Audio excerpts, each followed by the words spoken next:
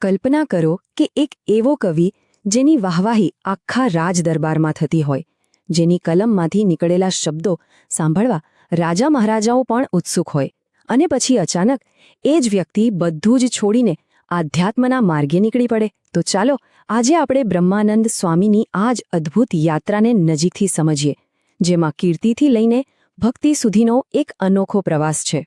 સહજાનંદ સ્વામી મારા ને હું સ્વામીનો દાસ. બસ આ એક પંક્તિમાં બ્રહ્માનંદ સ્વામીના સંપૂર્ણ જીવનનો સાર આવી જાય છે. આ ખાલી શબ્દો નથી, પણ એક એવા ઊંડા સમર્પણનો પુરાવો છે જેણે આખા જીવનની દિશા જ બદલી નાખી. ચાલો આ અદ્ભુત ભક્તિ પાછળની આખી વાતને જાણીએ.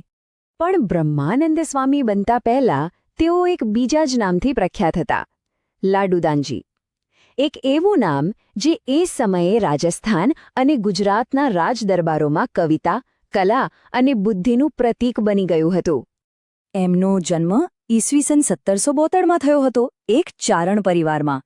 હવે ચારણ કુળમાં જન્મ થવાનો મતલબ જ એ હતો કે કવિતા અને ભાષા તો જાણે એમને વારસામાં જ મળ્યા હતા, લોહીમાં જ હતા. અને એમની પ્રતિભા ખરેખર અસાધારણ હતી. તમે વિચાર તો કરો, નાની ઉંમરમાં જ સંસ્કૃત, હિન્દી, બ્રજભાષા જેવી કેટલીય ભાષાઓ પર એમની જબરદસ્ત પકડ હતી. એટલું જ નહીં, સંગીત અને ગાયકીમાં પણ એ માહિર હતા. આ જ કારણ હતું કે રાજદરબારોમાં એમની ખૂબ માંગ હતી અને એમની કીર્તિ દૂર દૂર સુધી ફેલાયેલી હતી. પણ ક્યારેક જીવનમાં એક એવી ક્ષણ આવે છે જે બધું જ બદલી નાખે છે.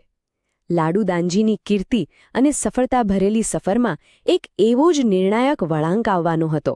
એક એવી મુલાકાત થવાની હતી જે ઇતિહાસ સર્જવાની હતી. અને એ મુલાકાત થઈ ભગવાન સ્વામિનારાયણ સાથે. કહેવાય છે કે જેવી લાડુદાનજીની નજર ભગવાન સ્વામિનારાયણ પર પડી, એમને જાણે પોતાના જીવનનો સાચો અર્થ મળી ગયો. એ એક જ નજરમાં કંઈક એવો જાદુ હતો કે એમના મન અને આત્મા પર ઊંડી છાપ પડી ગઈ.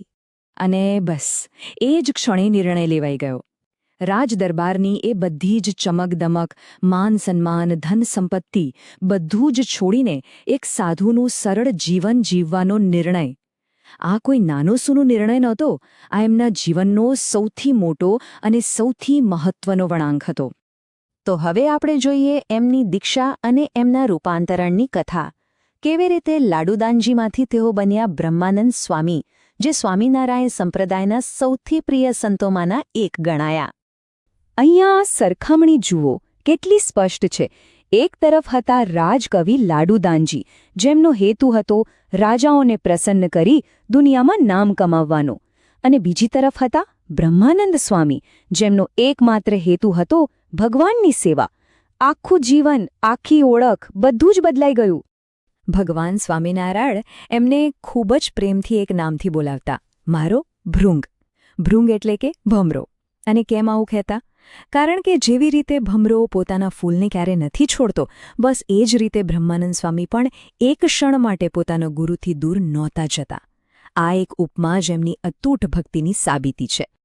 જે કલાએ લાડુદાનજીને દુનિયામાં ખ્યાતિ અપાવી હતી, એ જ કલા હવે બ્રહ્માનંદ સ્વામી માટે ભક્તિનું એક સાધન બની ગઈ. હવે એમની પ્રતિભા દુનિયા માટે નહીં, પણ ઈશ્વર માટે સમર્પિત હતી. ચાલો જોઈએ કેવી રીતે. 17,000થી પણ વધારે રચનાઓ. આ આંકડો સાંભળીને જ નવાઈ લાગે નહીં? આ ખાલી એક આંકડો નથી, પણ એમના અતૂટ સમર્પણનો એક જીવંત પુરાવો છે.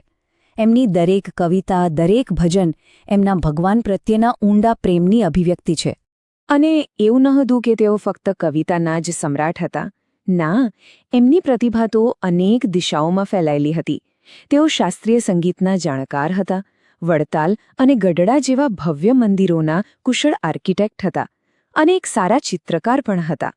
સાચા અર્થમાં કહીએ તો તેઓ આધ્યાત્મિક જગતના એક ઓલરાઉન્ડર હતા. તો ચાલો હવે આપણે એમના આ અદ્ભુત વારસા અને એમના બહુમૂલ્ય યોગદાનને ટૂંકમાં સમજીએ.